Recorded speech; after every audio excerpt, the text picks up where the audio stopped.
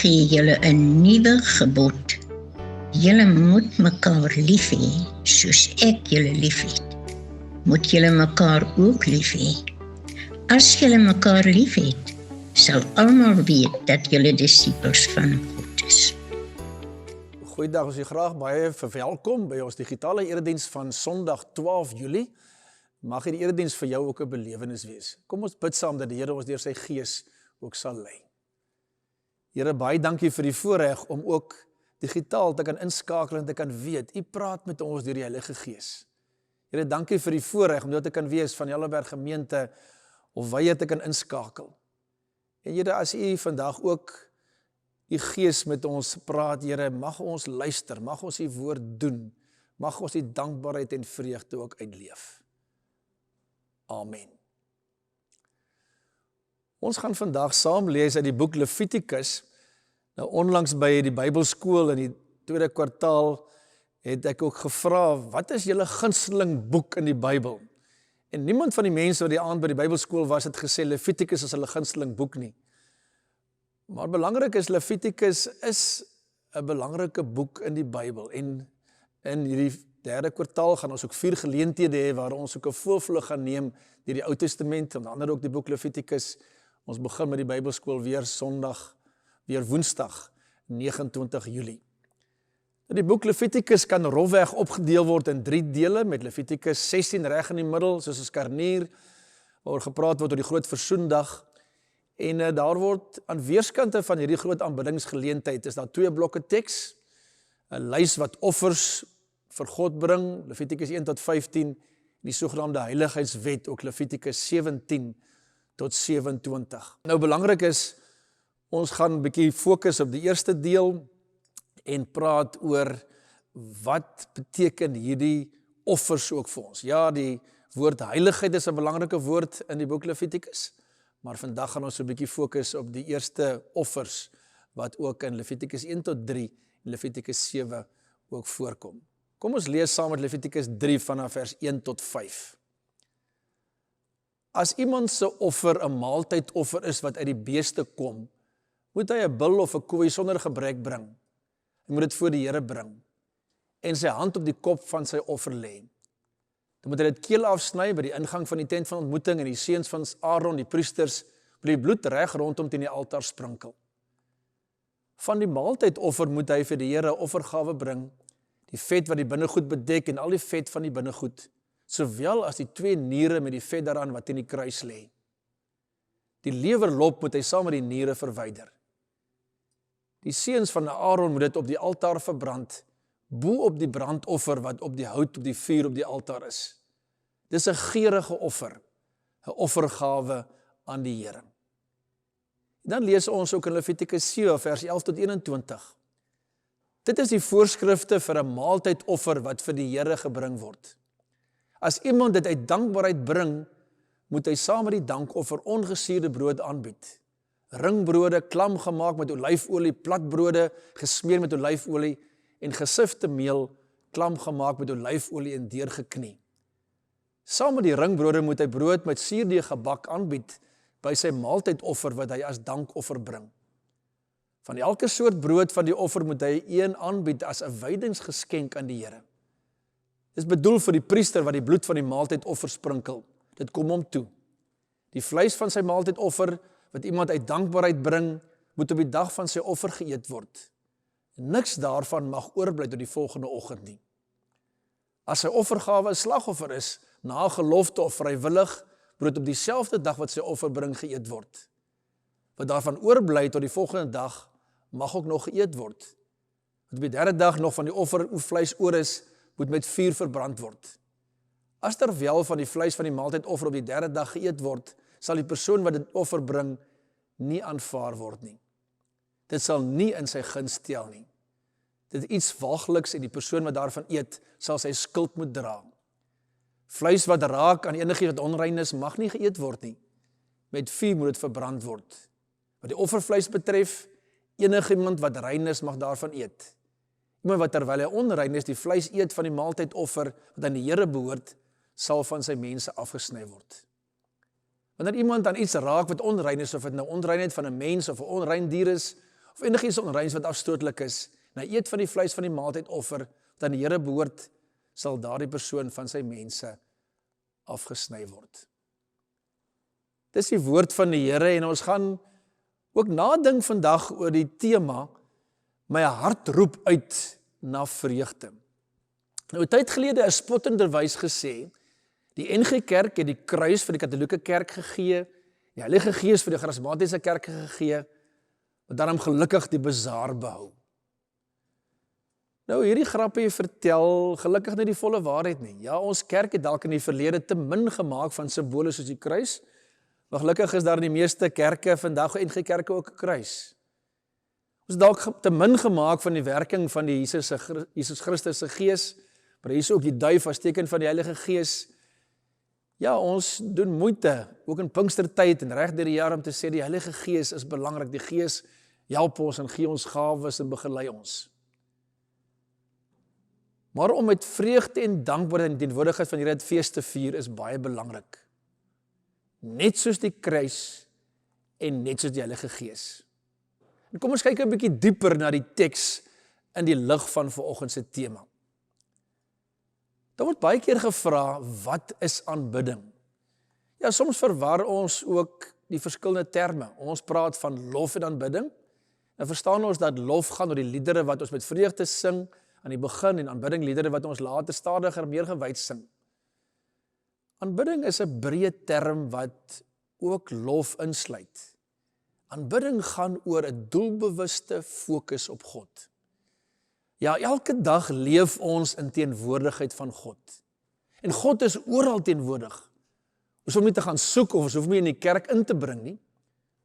Maar ons moet tye op sy skuif om doelbewus op hom te fokus. Dis wat ons vandag ook doen. Ons is nie eerstens hier om na 'n preek te luister nie. Ons is hier omdat ons doelbewus op God wil fokus. Ons het die tyd uitgesit, sit ons selfone af en ons maak 'n doelbewuste keuse. Hoekom doen ons dit? Ons doen dit omdat ons in 'n wêreld leef waar God baie keer uitgeskuif word. Mense skuif vir God uit dit wat hulle sê en doen. Dis nie iets niets nie. Ook in die tyd van die Bybel het gebeur. Hoor wat sê die Ou Testamentiese teoloog Brueggemann oor die boek Levitikus. Hy sê, an attempt to provide a reliable way of hosting the presence of Yahweh, the Lord, in an environment seemingly marked by Yahweh's absence. Ja, op die ou end wil die boek Levitikus ons help om ook op God te kan fokus in 'n wêreld waar baie keer God uitgeskuif word. En dalk is hierdie boek onbekend vir baie van ons. Maar hierdie boek wil ons juis help om doelbewus op God te fokus, deur verskillende rituele wette en voorskrifte. Het gaan nie in hierdie boek eerstens om wette nie, het gaan eerstens oor God. Dis waarom die eerste sin in die boek Levitikus begin met die woorde. Levitikus 1 vers 1 sê, die Here het Moses geroep en uit die tent van ontmoeting met hom gepraat. Die Here het Moses geroep en uit die tent van ontmoeting met hom gepraat. Dis die Here wat met Moses praat en wil hê dat sy volk in 'n noue verhouding met hom sal leef. Die tweede vers van die boek lees ons die volgende woorde. Wanneer een van julle vir die Here 'n offer wil bring, moet julle van julle vee as 'n offer aanbied, van die beeste of van die klein vee. Dit gaan oor 'n vrywillige offer. In die Bybel word daar baie oor verskillende offers gepraat. In die eerste hoofstukke van Levitikus lees ons van 5 groot offers. Brandoffer, graanoffer, maaltydoffer, dan ook die reinigingsoffer en die hersteloffer. Eerste 3 offers is vrywillige offers wat gaan oor dankbaarheid en vreugde. Die Israeliete het dit spontaan vir die Here gebring. Daar is nie net diere geoffer nie, maar ook graan. Byvoorbeeld die Hebreëse woord vir graanoffer beteken eintlik geskenk. Die laaste 2 offers in hierdie hoofstukke is versoeningsoffers wat gedoen moet word, wat mense help om versoening vir hulle sondes en skuld te doen. God wil hê dat ons hom uit vrye wil sal dien. Hy wil hê dat ons nie hom sal dien omdat ons moet of omdat ons skuldig voel nie. Nee, hy wil hê dat ons uit vrye wil vir hom sal dien. Ek glo dat gelowige ouers juis ook hulle kinders wil help om te verstaan wat aanbidding is, sodat hulle altyd 'n behoefte sal hê om God te aanbid. Nie omdat hulle moet nie, maar omdat hulle wil. En die vraag is, wil jy vir God aanbid? Het jy 'n behoefte om hom te dien? Het jy 'n behoefte om hom beter te leer ken? Nou as ons 'n behoefte het om die Here te dien, wil ons ook die beste vir hom gee. As ons vir iemand wil uitnooi na ons huis, gee ons die beste wat ons kan. As ons vir iemand lief is, wil ons geskenke van liefde gee. As ons op skool van 'n vak en die onderwyser hou, wil ons sommer meer tyd aan die vak gee. In Levitikus leer ons dat die Here vir ons sy beste vra. Ons lees in Levitikus 3 vers 1 die volgende woorde: As iemand se offer 'n maaltydoffer is wat uit die beeste kom, moet hy 'n bul of koei sonder gebrek bring. Dit gebeur dat sommige mense maar net offers gebring het omdat hulle gereken het, hulle moet dit doen, met almal in die omgewing te doen. Dat hulle sommer 'n lam of siek dier vir die Here geoffer. Lees in Maleagi 1 vers 8 die volgende woorde: As jy 'n blinde dier as offer aanbied, is dit mos nie verkeerd nie. En as jy 'n mank of siek dier aanbied, is dit mos nie verkeerd nie. Bied so iets vir jou streekgouverneur aan. Ons sal versoek om dat belangrike mense ons beste gee. Maar die vraag is, gee ons ons beste vir die Here? Ja, baie dikwels gee ons vir ons afskeeptyd, ons afskeepgeld, nadat ons alreeds alles vir onsself gebruik het. Dit is nie wat aanbidding is nie. Wil jy jou beste uit dankbaarheid vir die Here gee? Ons wil nie so sommige Israeliete 'n lam en siek dier vir God offer nie. Ons lees nog iets in Levitikus 7 wat ons help om doelbewus op God te fokus. In Levitikus 7 vers 15 staan: Die vleis van sy maaltydoffer wat iemand uit dankbaarheid bring, moet op die dag van sy offer geëet word. Niks daarvan mag oorbly tot die volgende oggend nie. Ons het reeds vir mekaar gesê dat daar 3 verskillende soorte maaltydoffers was.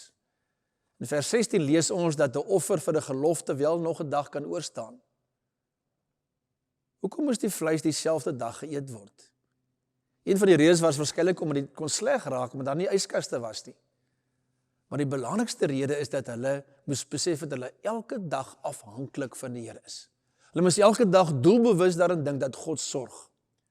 Nou julle nog in die woestyn, die kwartels en die manna, God het elke dag vir hulle gegee, behalwe op die Sabbat. Hulle moes elke dag net genoeg optel vir daardie dag. Hulle kon nie vir 'n week bymekaar maak nie. Nou leer Jesus vir ons bid in die Ons Vader: Gee ons vandag ons daaglikse brood. Hy leer ons nie bid, gee ons brood vir 'n jaar nie. Daarom bid ons as gelowiges elke ete om dankie te sê vir die kos wat ons nou gaan eet. Ons bid nie aan die begin van die jaar vir die hele jaar se kos nie. As ons doelbewus fokus op God, leef ons elke dag, elke sekond in afhanklikheid van hom. Ons is elke dag dankbaar vir dit wat ons van hom ontvang. Ons mag nie daarvan vergeet nie. Ons het reeds vir mekaar gesê dat die eerste 3 vrywillige offers gaan oor dankbaarheid en vreugde. Levitikus 7 vers 13 staan: Saam met die ringbrode moet hy brood met suurdeeg gebak aanbied by sy maaltydoffer wat hy as dankoffer bring. Dit was as het ware soos 'n partytjie saam met die Here. Ek het net weer die afgelope tyd besef dat al die offers in die Bybel nie gaan oor 'n offer wat ek bring vir my sonde nie. Dis nie wat ons hier lees oor die vrywillige offers nie. Ons lees van 'n familie wat saam met die offer bring, saam in die tent van ontmoeting is. Ons lees van vleis en brood, deel word vir die Here gegee en dan word dieselfde dag nog saam geëet. Dit gaan oor dankbaarheid, vreugde en blydskap. God weet dat 'n maaltyd blydskap en vreugde bring. As ek dink aan die vreugdevolle tye in my lewe, was dit rondom die etenstafel of rondom 'n braaivleisvuur. Daar waar ek saam met familie en vriende gekuier het. En dit is ook die tye wat ek die meeste gelag het. God wil hê dat ons die vreugde sal beleef. God wil hê dat ons saam met hom en saam met medegelowiges sal kuier. Dis hoekom ons eredienste het. Dis hoekom ons kleingroepe het. Dis hoekom ons saam tee drink. Dis hoekom ons saam bazaar hou. Dis hoekom ons verskillende feeste in die kerkjaar het. Paasfees en Hemelvaartsfees en Pinksterfees en Kersfees. Dis hoekom ons die doop en nagmaal as vreugdegeleenthede sien, as feesgeleenthede. Ons het sulke tye voor God nodig. Anders kan ons nie behoorlik bestaan nie. Soms as ek jaloers as ek die Bybel lees. Ja, in die tyd van die Bybel was vreugde en fees 'n belangrike ding. Daar was baie rituele wat hulle daarmee gehelp het. Dink byvoorbeeld aan die hittefees of die fees van die insameling. Die Israeliete moes vir 7 dae lank in tydelike hutte woon wat hulle self gemaak het. Dink net daaraan, die hele gemeente kom saam kamp vir 'n week lank by die kerk en vier saam fees oor die Here. Hulle dink oor alles wat die Here die verlede vir hulle gedoen het, byvoorbeeld die hittefees, hulle moes terugdink aan die uittog. Dink oor God se sorg en goedheid. Ja, ons besef dat die Israeliete dalk meer tyd gehad het om saam fees te vier. Maar ek en jy moet mekaar help in die wêreld waarin ons leef. Ons mag nie vir mekaar sê, ek het nie tyd om saam met medegelowiges fees te vier nie. Ek het nie tyd om na te dink oor die Here se goedheid nie. As iets vir ons belangrik is, maak ons tyd. In die tyd van die Bybel is die meeste van die feeste by die tempel of die tabernakel gehou. Om die waarheid te sê, eintlik al die feeste. Hierdie feeste het ook nie gelowiges aangespreek wat spesiaal na Jerusalem gereis het. Vandag hou ons feeste op allerlei plekke, van 'n kunstefees tot 'n wildsfees tot 'n aardappelfees. Dit is belangrik om verskillende plekke fees te vier. Maar ons as kerk, as gelowiges, het 'n roeping om vir die wêreld te wys hoe om met dankbaarheid en vreugde fees te vier. Ons moet vir mense wys dat ons Here 'n God van vreugde is. Daarom sê Jesus in Johannes 15 vers 11, dit het ek vir julle gesê, sodat my blydskap in julle kan wees en julle blydskap volkome kan wees. As ons in 'n verhouding met Jesus Christus staan, in hom bly, kan ons ware vreugde beleef. Ken jy vir Jesus Christus as die bron van ware vreugde? Ek sluit af met die vraag, smag jy na ware vreugde? Ek het reg aan die begin gesê dat ons die kruis, die Heilige Gees en die bazaar nodig het. Ons kan werklik vir God aanbid omdat sy seun Jesus Christus vir ons sondes aan 'n kruis gesterf het. Hy was die volmaakte offer. Ons kan werklik vir God aanbid omdat sy Heilige Gees ons elke dag lei, troos en versterk en ook vreugde gee. Maar ons kan ook werklik vir God aanbid deur saam as gelowiges met vreugde en dankbaarheid fees te vier. In die eerste paar hoofstukke van Levitikus help ons hiermee. Ons wil vrywillige offers uit dankbaarheid vir God gee. Wil jy werklik vir God aanbid? Of is aanbidding dalk net iets wat jy dink jy moet doen? Smag jy na ware vreugde, die vreugde wat net Jesus Christus kan gee. Ek glo jy het nie toevallig ingeskakel by die diens nie. Ek glo jy het 'n behoefte om te groei in jou aanbidding. En ons wil mekaar hierin help. Ja, jy is welkom met enigeen van ons predikant of 'n medegelowige ook hier te gesels. Want ons wil graag groei in ons verhouding met die Here. Ons wil graag met meer vreugde ook hom aanbid. Amen. Kom ons bid saam. Here, dankie dat ons kon lees uit die woord Levitikus. Here, waar ons ook hoor van vrywillige offers wat uit vreugde en uit dankbaarheid gebring is. Here, help ons om die vreugde in Christus te ontdek.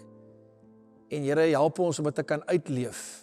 Want ons leef in 'n wêreld wat ook smag na vreugde en dankbaarheid. In die naam van Jesus Christus vra ons dit. Amen. Ons het ook gelees van hierdie dankoffers of offergawes wat die Here ook uit dankbaarheid gebring is. Jy het ook 'n kans om 'n offergawe vir die Here te kan gee uit dankbaarheid. Die snapscan sal vertoon word of jy kan elektronies ook inbetaal. Mag die Here ook jou dankoffer gebruik sodat ander mense met meer vreugde ook kan leef. Ontvang die seën van die Here. Mag die genade van ons Jesus Christus, die liefde van God en die gemeenskap en krag van sy Heilige Gees vir jou help om die vreugde van Christus te kan beleef en elke dag te kan uitleef.